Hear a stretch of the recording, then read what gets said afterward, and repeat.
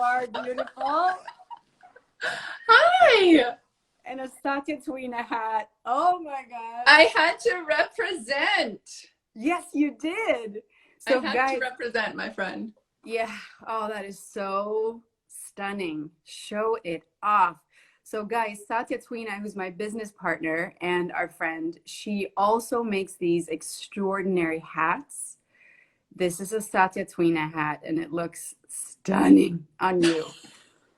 Oh, I don't know how to wear it. She is so cool. You and her are so fashionable and so cool. I'm just like, oh shoot, I don't even know how to wear it, but Satya is for sure. And then with her like big curly awesome I hair, know. like, the hats look incredible.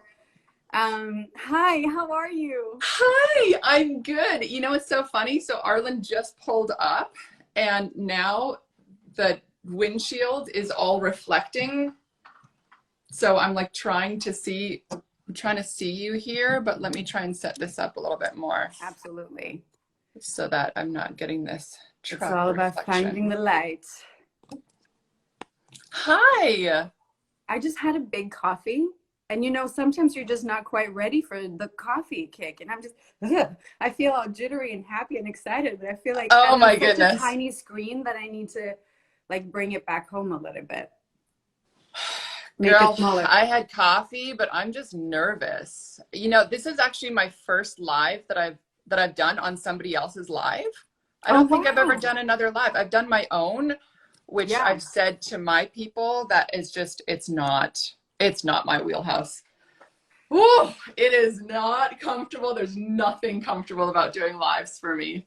Not only because it's like this tiny, like you said, this tiny little screen, but you're like, I'm looking at you, but I'm kind of seeing myself here. It's weird. And there's other people out there and you're just like, and the comments and stuff. Somebody just said, so far so good, Angie, and it's so true. You can't even tell that. But I love you for saying it. And that's one of the things that I love the most about you. You're just like, this is how I feel. This is how it is. Oh my gosh. And it's so true. And honestly, you're saying a lot of the things that everyone else is feeling, but don't dare to talk about. Oh. And that's why we love you I so have much. to talk about it because it has to get out. It has to get out. And I say too much. I'm constantly saying too much and I wear my heart on my sleeve and I get in trouble a lot. Not from like people, but kind of from myself where I'm like, oh, I probably shouldn't have said that or whatever. But then I'm like, but we need to say it. We need to say it. We need to talk about it. We need to like, there's so much we need to say. Oh my gosh, as women, especially. Because otherwise, where does it go, right? It's going somewhere. It just goes inside and it makes you sick and it makes you lonely and it makes you feel like you're the only one. Yeah. And it causes massive isolation, which we now know is causes inflammation and all kinds of disease. Right. And it's like, no. The more you talk about it, the more you say what you're feeling, the more it flows, the more we can all know that we're all a big mess and it's fine. It's wonderful. It's beautiful. It's chaos. It's crazy. There's nothing. We are 5 minutes into this live and we're just like, you did it. We could stop right now. And that's all we all need to hear. That's amazing. So, okay, let's start here. I'm going to turn you up so I can hear you more because my kids are now outside. Sorry, go ahead. For those of you who don't know who I am, if you're here because you know Angie, I'm Emily Baldoni, co-founder of AMA. And my co-founder is Satya Twina, who also makes those incredible hats that Angie is wearing. And many well, I could have been wearing an AMA. This basically looks like one of your designs. Actually, yes. Basically, I have it in the closet because I'm not nursing anymore, but. You have some gorgeous pictures wearing our cocoon that we just love. It's incredible. That's the nursing cover that we make. Yes. And I'm sure all of you, most of you know Angie, but Angie is a mama of 3, a wife, triathlete, trainer. You were a model for God knows how many years. And I mean, I still am. You still am. Wow. I love it. It doesn't ever stop. And aren't we all, we're all Instagram models now? Exactly. Everyone's a model. Where's the line drawn? Yeah. That's very, very true. And you're an advocate for I don't even know if I'm saying this right, before I would say emotional, physical, and mental work. Oh, Just yeah. being on that journey with yourself. And I have to say, I mean, we met over a decade ago, which is crazy. We were living different lives. I feel like I was a Entirely different lives. total 10 baby years back ago, then. girl. Woo! Crazy. And I actually haven't spoken to you this way since then. No, I haven't seen you. I mean, Have we've not seen DM'd, you. we've like done Yeah, the whole technology thing, but no, I haven't seen you. texting and stuff. Well, it's about time. I And then the know. thing is that for years we weren't in touch at all. And then I was in New Orleans, which is now, what is it, like 2 years ago. And it was having a hard time. My husband was directing a movie over there, and it was just a lot of anxiety all around, lots of stuff happening. And I somehow stumbled upon your account on Instagram and just started weeping.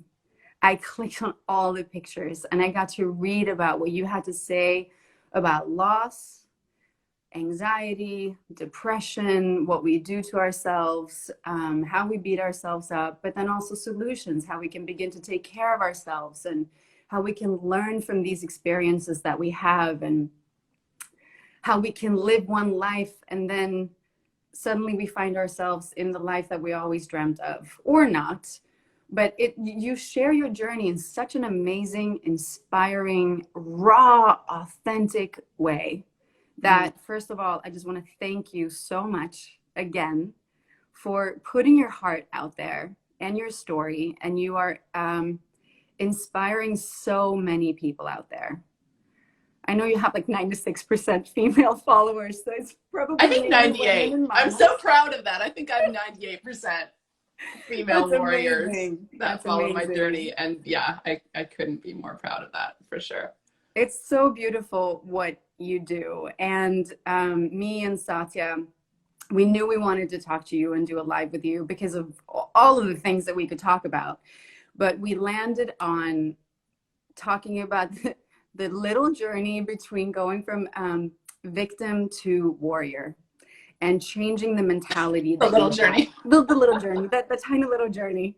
And sometimes that's a journey that you take in one day, right? We wake up feeling like You we are can, victims yeah. of all of the things, and then we have to just rewire and reprogram and turn into warrior. And we'll talk more about what that means. And of course, that's extra heightened right now because we're all living in a crazy time and in a season that we've never been in before, that there is no manual on how to handle it, especially not mentally.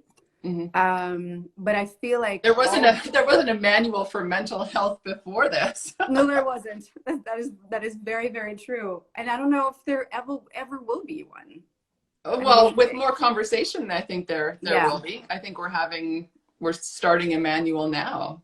You know, I right, think the more conversation we have about it, the more is written, and the right, more people talk about it, and the more people can help each other, because that's really what it's all about. There's no manual. It's just what we all go through and how we all go through it together. right. I think That is, we're writing it right now. yeah. Not you and me. I mean, I'm not saying, oh, we're these like this is the No, but manual. we I'm are just saying but as by opening humanity, up the yeah. conversation, Mhm. other people who are watching will then have a conversation with someone else as well, and maybe not feel Right. as alone. And that's how you start healing, Yeah. you know? So I would love to hear a little bit about your story and some of the things that you share about on Instagram and also on your website, which I looked at the other day and it made me cry again. Um, what just share whatever you feel comfortable sharing right now about your story and what brought you to where you are today that makes you so passionate about mental health and emotional health and physical health? What got you here? Well, it's all connected. Um, I didn't know that for years growing up. You know, I separated everything and didn't think that I thought that my thoughts were their own thing, and that they didn't affect my body. And I thought my body was its own thing, and that nothing connected. Which now in the last few years, not only with science are we proving that with the brain gut connection, and but we're finding that like everything from the mouth, from what you put into your mouth affects your gut, because it's one big tube, right? It starts from your mouth. So whatever you're putting into your mouth affects your gut, which affects your brain. And your thoughts aren't just floaty things out there that don't affect anything. They have chemical reactions that affect you at a cellular level. So when someone says, oh, just think positive, well, what does that mean? You have to break it down to what are you thinking, but you're also, there's different things that you're thinking something, there's a thought, but then there's also an emotion, and then you're thinking about what you're thinking. So we all have like different voices in our head, which makes everyone crazy. Yes. But I think was it Brene Brown? I forget who it was who first introduced me to the idea of you have a thought, but then you also think of what your thought was. So you have a mind and a brain, and those are different things. They're not the same. I can send you the book because I have it actually right behind me. Yeah. So that for me, first of all, that was probably 5-6 years ago, where I was like, oh, I'm not my thoughts. They're like, that's not me. It's actually a whole separate thing. So my story in a nutshell, because I don't want to take up like an hour-long thing on just who I am and what I've been through. I'm writing a book actually on it. I'm done my first draft. I now just have to edit it, and it's going to be available early next year. That's huge. But the book basically is answering this question, because I get so many DMs asking what I've been through, how I've been through it, and where I am now. So I had to write a book on it, because you can't just DM these answers. Yeah. They're these dark, deep, really, really heavy questions of what was the first step? How did you become a warrior from being a victim your whole life, or feeling like you were a victim your whole life? So anyway, I'm writing a book on it, and that's going to be great. But to answer your question, wow, speaking of like coffee and chaos, to answer your question, the first time that I can remember feeling like a victim and actually identifying myself with that was when my father died. He died when I was 11. And so you can go down this whole psychology Freudian path of, being around that puberty age, and then your father dying, and kind of what that does to your psyche. And I don't know any of that. All I know is what I felt. I say that a lot on my Instagram, not as a disclaimer, but I'm not a doctor. I'm not a nurse. I'm not in a medical profession. I feel what I feel. I go through my experiences, and that's what I share. So I'm certainly not telling anyone else to do what I do. I just have a platform to share. And I think that's really important, to share our own experiences. So anyway, my dad died when I was 11. And I remember looking out the window as an 11-year-old girl. I had like this little bay window, and just in my own, however I was processing it, in my own grief, I would sit in the window and I would just watch. We lived kind of on this lake, on this pond, and I would just watch couples and people just walking by this lake. And I remember feeling sorry for myself and liking that feeling in a weird way. But I liked the darkness. I liked like the heaviness that I felt of feeling sorry for myself, because I almost felt like that was now who I could identify as. And that was my first, remembrance of that. And then of course there's like hundreds of examples after that, but they all basically, these examples and these experiences that I had throughout my life after that all helped to build that victim mentality and helped to build up that safety of that character. And the biggest thing now that I can say that it did is it allowed me to not take responsibility. So I would miss school because I was grieving, and it's all fair. I definitely was grieving. But when I look back, the excuses that I would make for grief, or the excuses that I would make for being a victim, it was all just not wanting to take responsibility. Right. And this, I'm talking as a small child, that's very different than being an adult and not taking responsibility, but it stems from something, right? you asked me before what the why was behind that. If you go to kind of the root, that's the root of what I feel like started my victim mentality. And so from there, you know, fast forward through modeling, through traveling, through living in New York, coming to LA, getting a separation, a divorce, and all of these things in my story just kept on validating my victimhood.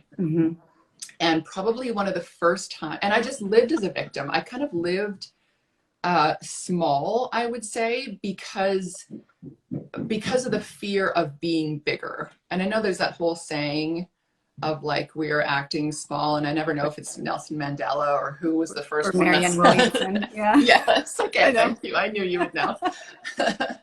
I acted small because I felt safe and then I wouldn't have to fail. So the victim goes to the whole failure thing, failure of success, and all of that. So through my entire modeling career, I never really wanted to give it 100% because I always compared myself, and the comparison in my career crippled me instead of made me propel. So because I felt like a victim, I had more negative attributes to the comparison rather than the positive. Like, comparison can be very, very good for you because it makes you step up. Right. But I never had that coaching voice in my head. I had my own negative voices in my head that made me smaller. So everything that I did, I acted small because I never wanted to be big. I never wanted to put myself out there. So the first time that I can remember someone calling me out on being a victim, which I never even knew about, was a friend of mine who you know as well, Kathy.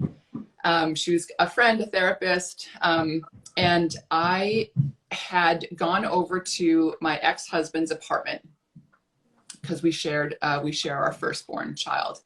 I had gone over there to help him set up the room or whatever. But anyway, I ended up falling asleep on the couch. And I fell asleep, or I woke up in the middle of the night, freezing cold. I had somehow fallen asleep like this, so my neck was jacked.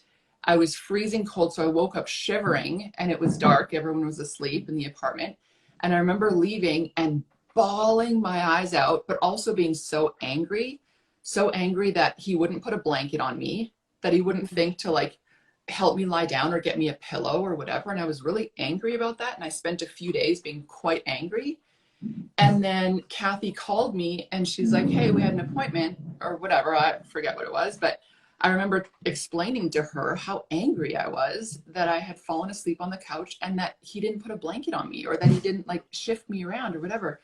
And she just said, it was like mind blowing. She said, well, did you ask him to?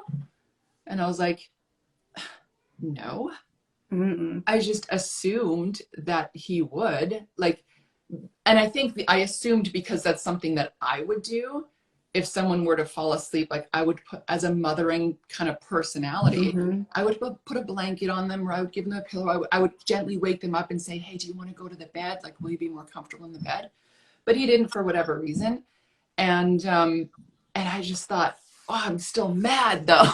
I'm still angry. And she said, well, I don't know if she said this, but I learned that I can't be angry because of someone else's actions. I can't be angry at them when I didn't ask them to do something. Like, I should have taken responsibility as an adult. And you can tell when you're getting tired. And if I didn't want to fall asleep alone on the couch, you know, and be freezing cold, I should have done something about it and taken responsibility. So that was kind of the first thing that clicked for me of being like, okay, I need to be an adult here, learn to be an adult and learn to take responsibility. And I've been learning ever since. This was probably 10 years ago. And I've been learning because I keep on falling into the pattern of being a victim.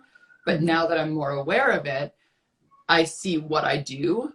And then I'm able to use the tools that I've gained to say, no, I need to step out of that. I need to take action. I need to take responsibility for myself.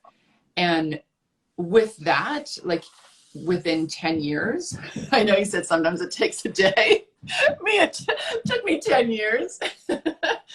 I'm able to to connect more to a warrior.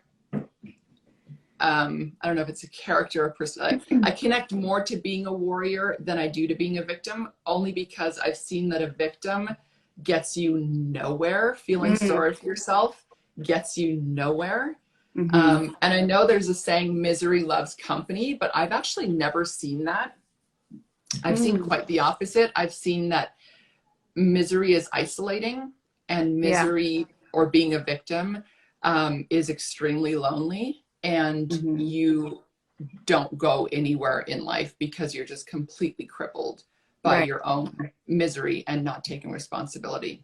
And for me, it took a lot of baby steps over a lot of years. Triathlon was a huge tool that I had in training mentally and physically, which they're both connected. You can't train your mind without having a physical reaction, and you can't train physically without your mind, as you know from doing the ice baths as well. Right.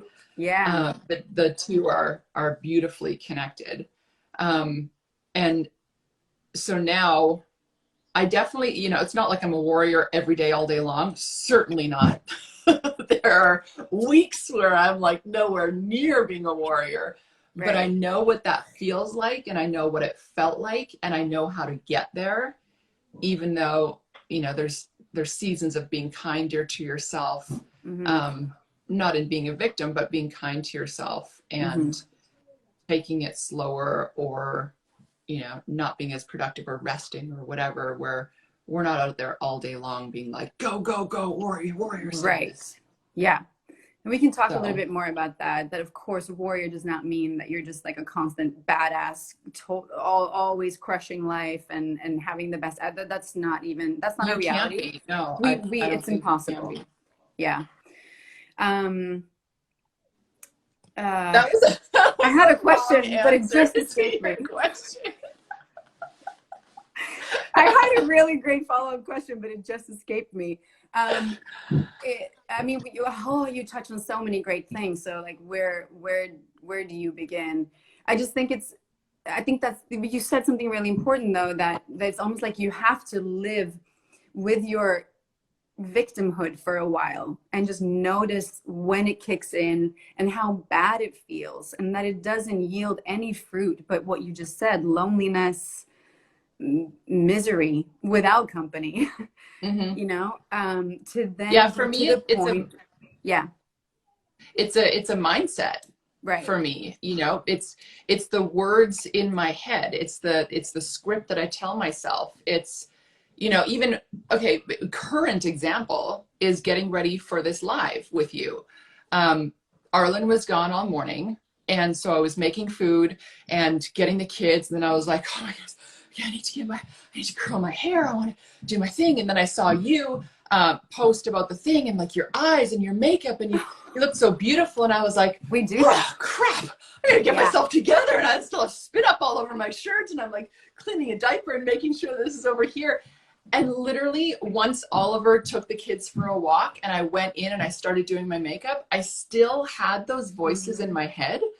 Like, because now I'm much more aware of my thoughts and how insanely powerful they are. Yeah. I literally looked at myself in the mirror, and like a crazy person, I was like, stop. Be kind to yourself. You're the best you can. And so you show up on a live without perfect makeup, or like with your hair all crazy. Who cares? What is the worst that's going to happen? But I had to make a full mental stop in my victimhood of, oh, poor me, I don't have any help. Oh, poor me, I'm trying to do this live. I'm trying to do this business. I'm trying to do all this stuff and help all these people. And look at my place. It's a mess. Where it's like, oh my goodness, stop. And choose to be grateful. Choose to, I hate saying being positive, because I don't think positive is being the answer, but I think choosing more positive words is the answer, or more positive or grateful, reciting certain things in your brain makes a huge change. Instead of feeling low or feeling victim or feeling poor me, It's Mm. what am I grateful for? What is this opportunity? And who cares if everything's a mess, because it's life and it's beautiful and it's amazing. And I'm sure the however many people are watching this live, I'm sure they're not sitting there in pristine homes with everything perfect, with their hair and makeup all done, watching this live. No. So I would much rather be a mess, but Yeah. have that positive. I'm trying to think of like a different word other than positive, but have like a powerful, um, grateful thought rather than a poor me, woe is me thought, Right. because it literally changes. Yeah. It changes your cellular makeup. Like the whole full on documented true science behind talking to a plant and saying nice things to a plant and how it flourishes rather than hating on it. Or Right. like water, if you look at water, the cellular structure of water, you can literally under a Yeah. microscope see it change The as you're molecules speaking change. to it because of Yeah. the energy. So It's if you're real stuff. speaking to yourself, yeah, Yeah. it's something that I never looked into years ago. But once you Right. know, and once you actually research the science behind who we are as energetic beings and as Mm. cellular living water incredible magnetic beings, you know that what you're saying to yourself will impact you. And it Yeah. literally, you can literally think of your cells like shriveling up if you look at yourself in the mirror and be like, ugh, Mm. like, I'm whatever you say to yourself when you look at yourself in the mirror, your body will react and you will literally, your little cells will like become little victims Mm-hmm. and just feel sorry for themselves and feel bad and feel small, Right. rather than you have the power, no one else. Someone else can tell you look beautiful and you're like, oh, great, thanks. And all of this, you flourish for like 2 seconds, but then the voice is in your head. Because Do I they are sound crazy yet? so much more powerful. No, it all makes perfect sense. And again, I'm so happy that you're also that you were looking for a different word than positive, even though positive is a great word and it's good to be positive. But that's something that I personally have struggled with. Affirmations, like writing stuff on my mirror, never worked for me because Mm-hmm. it felt like fluffy stuff. Mm-hmm. And in that moment, if I feel really shitty about myself, um, reading those things saying you are beautiful, you are powerful, it was just like bounce off me. Mm-hmm. And the importance of like that self-love can just look like you holding yourself or me holding myself in that moment and not trying to change the things that I feel, but like you said, change the ways that I talk about myself, change the ways in which I hold myself, which is something that I have to do a lot, because what happens in me is that if I don't feel good and if I judge myself and I become aware of it, then I begin beating myself up about being self-judgmental. It's like layer upon layer Mm-hmm. and it It's gets a so terrible freaking cycle. complicated, Yeah. and it is a terrible cycle. So sometimes that just means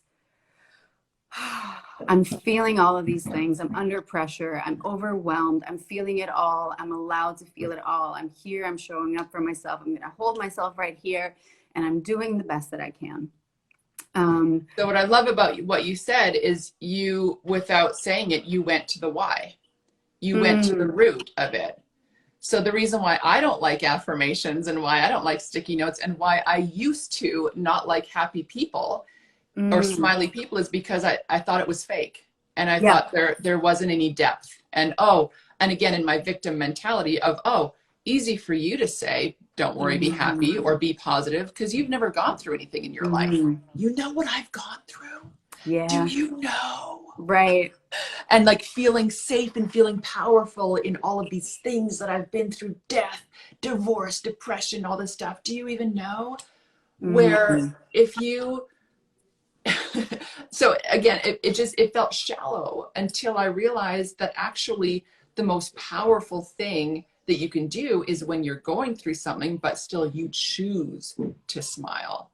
And I cry all the time. Every single day I cry. But like you said, if you're looking at yourself in the mirror and you're feeling a certain thing. And if you can pinpoint it and you can voice it and say, gosh, I look like crap. Okay, it's because I'm tired. It's because I didn't sleep very good. It's because I'm feeling anxious about this. It's because, and you can kind of go to the root of why, then you can be kind to yourself and say, yeah, I didn't have a very good sleep. Or, oh my goodness, look at the calendar and I'm getting my period in a few days and I'm totally PMSing and it's a full moon and this has come up. But as soon as you can voice those things, Yeah. it becomes your why. Then you can be gentle with yourself. You can literally bawl hysterically if you have to, but because you know why you're crying, and sometimes we don't know why, but most of the time you And that's can't okay kind too. of, yeah, and that's fine. But Yeah. as long as you cry, let it out, move, move, move. And then that brings you to the depth of being able to feel another emotion. So you go to the depth and like bawl hysterically, punch your pillow, do whatever you have to, scream, yell, but get that out so that you make room for another emotion, which can be just as deep, which is happiness, gratefulness, fulfillment. And then you can move through these things that allow you to feel more powerful and take care of yourself, which is hydration, nutrition, Right. movement, fresh air, sunshine, all these things that we know are healing and powerful and that create a sense of more positivity in your brain and in your mindset because you've moved through the other stuff and now you can Right. make a more powerful choice in how you feel Right. And it because you creates can space for choose how you you to show feel. up. Yeah. Yeah, you can Yeah. choose how you feel instead of allowing your feelings to choose who you are. There's Wow. a big shift in that. Yeah. So, let's see. I wonder if I should read this question now. Yes, actually, I Oh, we will. have some questions. We have some questions. Yeah, now I have more questions. I don't know how I'm going to fit all of this in. But we had a question from a woman, and it's interesting because she really does. She's living with chronic illnesses. So she technically is a victim of something, of like her current circumstances, and she said, dealing with constant back and forth battle of victim to warrior when it comes to living with chronic illnesses. I can't help but wonder if there will ever be one more superior to the other.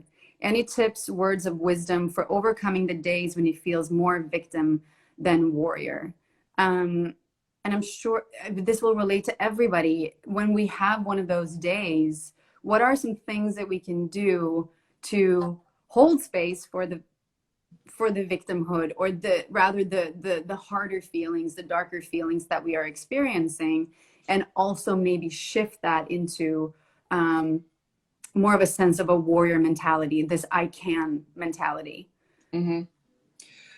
Well, listen, I mean, I wish I was like a Deepak Chopra or an Oprah or someone just mind blowing advice right now. You are But Angie Fletcher. yeah, That's more than good enough. all I can share is my experience. And first, I deal a lot with people with chronic illness, and people who are constantly beating themselves up about not being in a different place. Yeah. And I've been through, and that's why I talk about how long it's taken me to get to where I am. And it's not that I've arrived anywhere. I've arrived somewhere, like we're always going somewhere, but I certainly haven't arrived at I'm a warrior now and there's no turning back. I don't believe in that, because Arlen could get hit by a truck tomorrow and die. And then all of a sudden I'm on another journey. Right. So for someone who's in bed and someone who's dealing with chronic pain, it's not about how do you change in that moment to become more of a warrior. It's realizing where you are, the season that you're in, and doing what you can in the season that you're in. So sometimes for months, all the warrior mentality would consist of is pain management.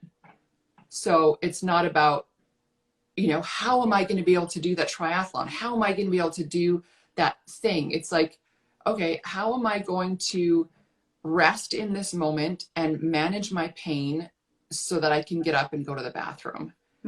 and taking those small steps of not rushing, because a warrior doesn't rush. A warrior doesn't Mhm. try to be somewhere where they're not. Oh God, I love that so much. They are in the season, even though it hurts like hell. Like, Yeah. this isn't chronic illness, but this is something that because I've dealt with chronic pain, but not as an illness. But if I go to this season after my mom died, this was 4 years ago. She died. I got pregnant right away. Mm. And so there was that full on season where I was in bed, I was nauseous, I was completely grief stricken. And in that season, it was months, it was probably 6 months where I just was like an absolute shell of myself. And that was not a season or a time for me to be what other people might see as a warrior, because there's different versions of being a warrior. For me, Right. being a warrior was being in bed, taking care of myself, and just capturing my thoughts. Mhm. And being in that place, knowing that I've been in other places before and I will be in other places again, but right now is not that season. Right now is a season to manage what I can manage. And if it's chronic pain, manage what you can, figure out why you're in chronic pain, and try and get to the root of that would be my suggestion on how to Right. be a warrior. Is not just sit in your pain. Oh, actually, this is a huge example. So speaking of being a victim and my pain, I used to have major cramps around my period, and they would last for a week, and I would be bedridden, so I wouldn't go to school, Wow. and I would use every single excuse just to lay in the fetal position and not move. So when I first reunited with Arland, we were doing triathlons and training and stuff, and I wouldn't train. When I got my period, I would lay in bed, I would lay in the fetal position, I would take Ollie to school, come back, lay in bed again. And Arlen would be like, have you ever, dealt with your pain? Have you ever thought of like how to relieve your pain? And I was like, yeah, Advil, it's called liquid gels. And I numb the pain and I know Yeah. it'll go away, and boom. And he challenged me in a very kind and gentle way to figure out more of the root of the pain. Mm. And this might sound so silly to someone who literally has like debilitating pain, and this was just period pain, but it was real for me. Mhm. And it was debilitating for me. So again, we can't really compare a broken toe to a broken arm, but still, I'm not trying to make light of it, but it was very, very real for me. And so I had to figure out over months and years, I had to figure out where the pain was coming from, why it was there, and then have tools on what I could do to not overcome the pain, but to actually move through it. So that for me was nutrition. It was, dealing with inflammation. It was also doing ice baths. It was doing a lot of different things, and also doing things that I thought I couldn't do, but that I figured out that I could do, and mentally it was holding me back. And my story was holding me back, because our minds are very, very powerful, Mhm. and they show up in physical ailments. Sure. Yeah. So when you can get through things that you didn't think that you could do before, you build pillars of strength and pillars of, oh my goodness, I did that. So now I can do this, like having a baby with no drugs. Oh Mhm. my goodness, I did that. And that became a pillar of, Mhm. wow, I'm actually more powerful than I think I am, which we Right. all are. So doing little things, having someone that can challenge you and hold your hand and guide you through something that you think you never could have done before, but you do it, Mm. it kind of gives you a different sense of what you can do, even in a season where you think that you can't, but you know that you will one day get there. Does any of that make sense? All of it makes sense. I'm just like, marinating in it, and people are sending hearts all the time. By the way, I did shut off the comments, guys. I saw that. Yeah, Yeah, thank you can you. leave questions in the question box, but I just want to be able to see your face, Angie, and I'm seeing the hearts just bubble here, so I do think it's making sense to everyone. um I love what you said about capture your thoughts. That's very often how I look at it, that I have to kind of stand guard at my mind's door, is what I say. Sometimes I just Absolutely. have to actively stand guard Yeah. at my mind's door to make sure that I capture the thoughts, capture the thinking that then turns into behavior and action. It's such an important thing, and And it's a big it's a journey. daily thing. It It's is a a daily daily thing. thing. It's not something, like I said about being a warrior too. It's not something that you ever arrive at, No, because the beautiful thing about life is it's constantly changing. right. So, as a victim, you always repeat this story of, Mhm. oh, this happened to me, and then this happened to me. And then guess what? Something's going to happen to you again, because it Mm, always does. for sure. But then that reiterates your story and validates your, oh, this is happening to me.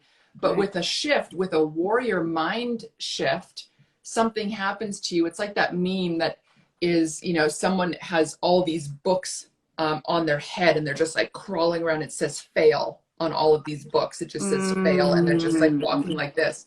And the next one, or like side by side, the next one has the exact same books that say fail, but he's laid them out as a ladder, and oh, he's climbing so those good. things. It's literally victim to warrior mentality, where Yes, it's like you make it a you can ladder. use, yeah, you can use what's happened to you.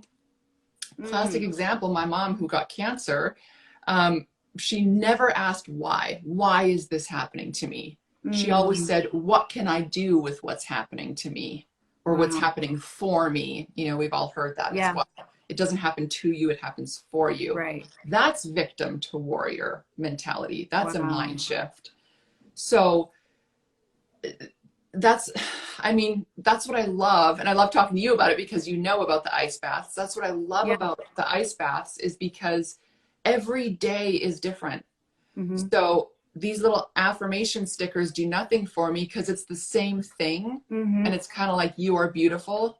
Great. I need something a little deeper than that. Right, for sure. So for me, I don't go off into this serene meditation place where I can just be alone and peaceful and just really gather myself, because that's not my Mm-hmm. reality. My Mm-hmm. reality is chaos. It's small Mm-hmm. kids. It's a husband at home. It's a teenager. It's waking up and like never having my own time. And Right. I need to be able to gain a warrior mindset through the chaos on a Mm-hmm. daily basis, because everything's changing. So that's why when I plunge, Mm-hmm. every single day is different. Every single plunge is different, Mm-hmm. because every single day is different. Yeah. And that's the whole victim to warrior thing too. It's like, you can choose to stay a victim for the rest of your life, because something will always happen to you, always. Mm-hmm. But it's your choice on how you deal with that, because good things and bad things happen to everyone across the board. Yeah. It's never a why me, Mm-hmm. because if you really want to compare yourself to why me, you could compare yourself to the refugee off Mm-hmm. in some whatever country, whose mother and father have just been shot and raped in front of Mm-hmm. them, and then now they have nothing but Mm-hmm. bare feet, and they're walking. Like, we can always compare Yeah. ourselves. If you're going to compare yourself up, you have to compare yourself down. Yeah. And that's where the victim to warrior shift happens again, because something So will true. always happen to you. Life is constantly changing. There's always hope for something unbelievable that you could never have imagined, like me getting Mm-hmm. married again and having children. Mm. Never in a million years could I have imagined that, when I was laying in the fetal position, smoking a pack of cigarettes a day Yeah. and like taking Xanax like they're Tic Tacs. Never would I have imagined this to Mm. happen. But life happens. And it's up to you to kind of shift your mindset to slowly but surely take what's happening and use it for the good, Mm-hmm. find a deeper purpose. That's actually a key to being a warrior, is what's your purpose? Right. Because if you have a purpose and if you have a why that's stronger than anything that could happen to you, whether it's death, divorce, depression, devastation, economic devastation, Mm-hmm. if your why and your purpose is so foundationally strong, nothing can shake that. Being Right. hit by a car, chronic disease, like you still have a voice and you still have a purpose, and we all have a phone. We all have access to millions of people if we want that, or you have access to calling your friend or your brother or your sister or whoever. You have an access to have a voice and to have a purpose. And if your purpose, what I have found, if your purpose is outside of yourself, Mm. then that quickly goes from victim to warrior. Mm. As a victim, our purpose is ourselves. Our Right. purpose is to make ourselves feel safe, or make Yeah. ourselves feel small. Why me? Why me? Warrior, your purpose is to help someone else, Mm-hmm. to save someone else, to protect someone else. And in turn, you are strong and you're powerful and you are all these Mm-hmm. things, but you're doing it for someone else. Mm-hmm. And that mentality shift is huge. That Because it is, takes you out of yourself yeah, and brings you to someone else. yeah. And yeah, absolutely. I could not agree more. And I think for those of you who are listening to this, because I know a lot of us struggle with that word purpose too. It can sometimes feel like, oh my gosh, yet another thing that I have to figure out. But I love that you said your why, because I feel in my mind it's almost easier to access my why. Because I can, in one day, I can just easily feel what my why would be. That feels more like it's just more, oh my God, I don't know if I'm going to make sense at all right now. But a why is like, I can find a why every single day. And it doesn't necessarily need to be connected to the way that we speak about purpose in this patriarchal world culture. Maybe that's what it is. Purpose can have two different meanings. I feel like sometimes as women, especially, we get very caught in, oh my God, I need to have a purpose. I need to go achieve. I need to go and do. Whereas a purpose can also be what your purpose is in your family today, or what your purpose is within yourself. Absolutely. Purpose doesn't have to be a big, gigantic, overwhelming Exactly. word. For Yep. me, on a Tuesday, my purpose is to do the dishes, and it's to do it well. Love that. And my purpose Yeah. is to do the laundry and to Yep. have my little kids do the laundry with me so that they know that laundry needs to get done. And that's my purpose. And my purpose is to cut up cucumbers yet again for a snack. And then darn cucumbers. 5 minutes later, my purpose is to change my daughter's diaper. And that, And so it's like purpose isn't like, I need to find this big thing. No, if you can't do the small things well, you won't be able to do the big things. Right. Because that your foundation isn't set. Mm-hmm. But we all, I think that's a huge issue too now, is we all have access to, as I was just saying, we all have access to a million people, and you do, but that also can be a hindrance because you think, oh, I need to do this grandiose thing. Right. And you and I talked about this, how that is such a big trap to becoming super overwhelmed and super anxious, because we all feel like now we have to have this big purpose. And that was my trap this morning, where I was like, okay, I need to write down these quotes. I need to do this thing. And I need to have all these things, where literally Arlen texted me. He's like, you know, you're good enough, right? And I was like, no, but I don't feel like I am, because I need to have this big purpose and I need to blow people's minds. And then I'm like, no, we all fall into that. Yeah, my purpose today is to talk to you about whatever I've been through, and that's it. It might not be mind-blowing, but it's my story, and it is what it is. And you know, after I get off this live, I'm taking off my hat, taking off this fancy shirt, and I'm, you know, picking up my little girl again and going cutting cucumbers. Cutting more cucumbers. I mean, hopefully Arlen is cutting cucumbers up there for me right now. Oh man. Oh, but yeah, no, purpose doesn't have to be overwhelming. It just, it really, it's again about the mindset. If you can do the dishes well, and if you know that this is just a season, if you're a stay-at-home mom like me and you're just you're just doing the day in, day out Truman Show, Groundhog Day, like just absolute, Yep. sometimes mindless things. And you think, Mm-hmm. I want to be doing this on Instagram. I want to have this purpose. I want to do this thing. Mm-hmm. You will in a different season, or you will at moments in time, but continue on your purpose, which is raising a family, which is taking care of yourself. If you're having chronic pain, taking care of Mm-hmm. yourself, that's your purpose, so that you can become strong again, to have maybe a broader purpose. I don't think there's a bigger purpose, but there's like maybe a broader purpose. Mm-hmm. I don't know. Yeah. No, it's so so true. And I am thinking about what you said. I think we've said it a few times here, that how the physicality and the emotionality and mentality, it's all connected. Mm-hmm. Um, we're running out of time a little bit here. I wonder what do we want to dive into now? But I feel like that is like the next thing. How can we take care of ourselves on all of those levels? Because I know for you, you went from being just in the lowest of your lows into starting to train, and you train your body, and that way you began to train your mind. And like you said before, proving to yourself what you were able to do, in the same way that birth proves so much to us, and even cold plunging or ice baths, they prove something to us, that we are capable. What are some things, would you say that, or let me say this, how important is it to move your body? Of course, we know that it is very, very important. Before stay-at-home mamas right now that are feeling overwhelmed, what is something that they can do to tap into that, so that they then through that can take care of their emotional life and mental life? Just movements, physical movements. Is there anything that you could share there? Absolutely. I would say laugh and do jumping jacks. That's awesome.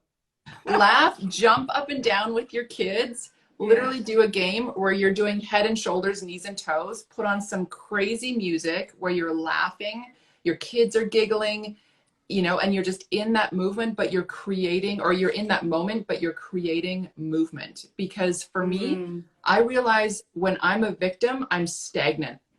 Like when I feel these moments where I'm just like, oh, I'm totally a victim right now. It's when I'm still, and it's when I'm dark, and it's when I'm like in this thing. And the first thing you can do to break out of that is turn on music, crazy fun music, like some kind of, I don't know, dance, pop, whatever, but some music that shuts up the voices in your head, so you have another narrative going on. And then just do something totally ridiculous. Spin upside down, do jumping jacks. If you can't do jumping jacks because you just had a baby a week ago, so I wouldn't recommend that. Do something where you're moving your arms, and you're just being silly, and you're being crazy, and it's almost a don't worry, be happy moment.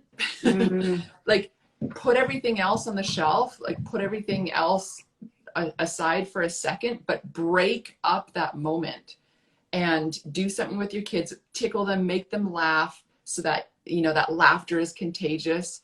Or even don't make them laugh, you laugh. Like if you're nervous, or if you're feeling low or whatever, if you start to laugh hysterically and it's totally fake, like I'm fully fake laughing right now. It's the craziest thing. Till you make it. And it makes other people laugh. And it will make your kids laugh. You totally would make your kids laugh. But again, if you're asking me what can a stay-at-home mom do? It's brilliant. Just break out of it. Like you see kids do it a million times a day. They're bawling hysterically one moment, and then they're laughing the next moment. And like they don't get stuck in their stories like we do. It's fully just like moment to moment to moment. So we can do the same thing. You can choose to move, to jump, to dance with your kids. I mean, the dancing with your kids is life-changing. Just being silly, and the more that you can dance, the more you're like, oh wow, I'm actually breaking a sweat right now. And your endorphins are going. Blood is pumping. And your blood is pumping to your brain, to your heart, and it just fully it can change your entire day. And you don't have to have an app. You don't have to download a $30 workout program. You don't have to get your mat out. It's like, no, some of us don't have time for that. Yeah. Some of us just need to shift it now, Yeah.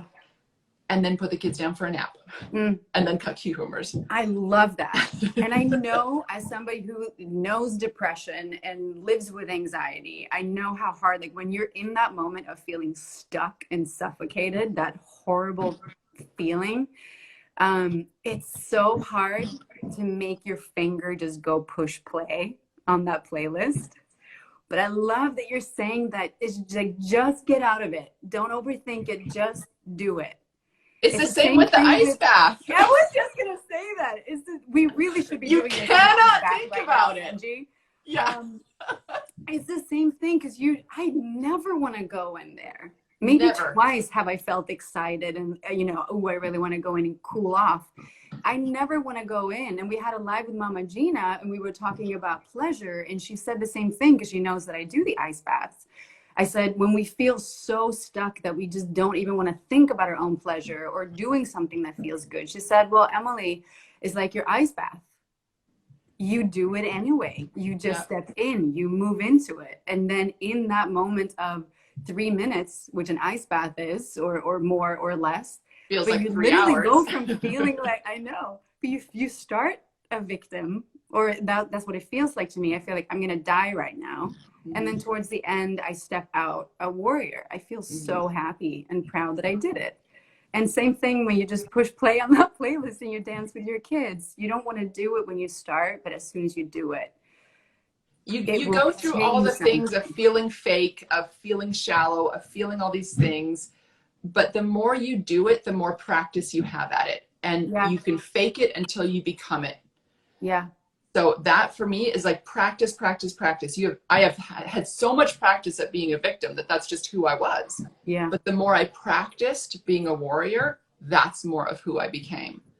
So it's just all about practice. It's about doing it, even though you're not feeling it. Stop looking for motivation. Stop looking for inspiration. Just do it. Just do it and feel it. And the more you feel it, the more you're going to become it. The better you will be.